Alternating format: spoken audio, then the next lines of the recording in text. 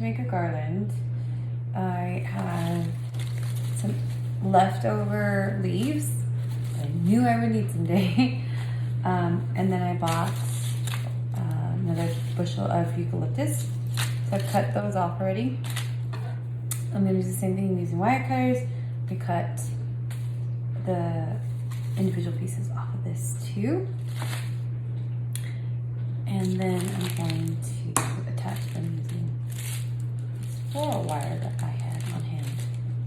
Shop your house first.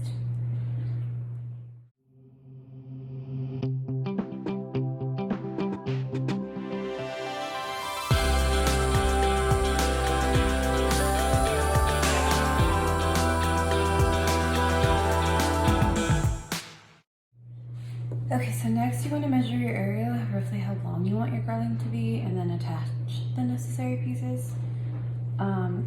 I want mine to be about 2 of these long, and then where I attach them, I created a circle, just in case to use it to hang.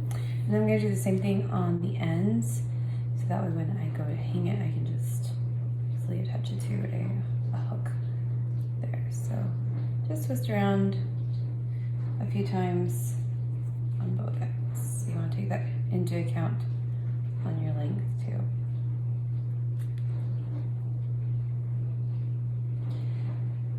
Okay, so once you have your length and your hoops, you're going to start to attach the pieces.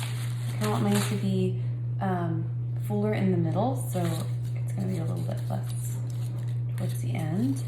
And then don't be afraid of going past the hoop. It's just, it's a good thing if it hides it actually. Okay, so once I have these, I'm going to be attaching them with floral wire. And if it doesn't stick, then ideally floral tape, but I only had white. I don't want the white to show, so you're going to want to cut them to length.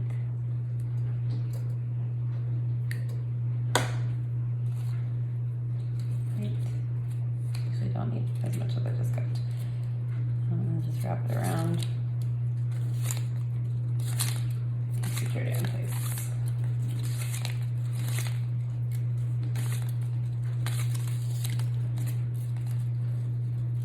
And voila. Now it's pretty sturdy. It won't slide.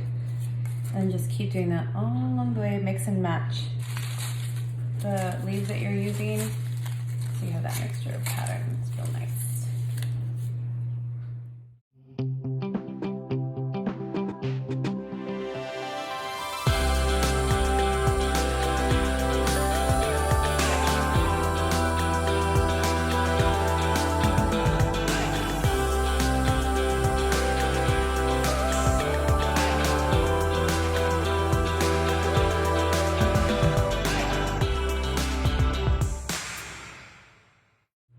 Okay, so there you have it. DIY garland. Now I'm gonna go check to see if this is the exact size that I need. If I need it to be longer, I can always add another one of those floral stems at the bottom.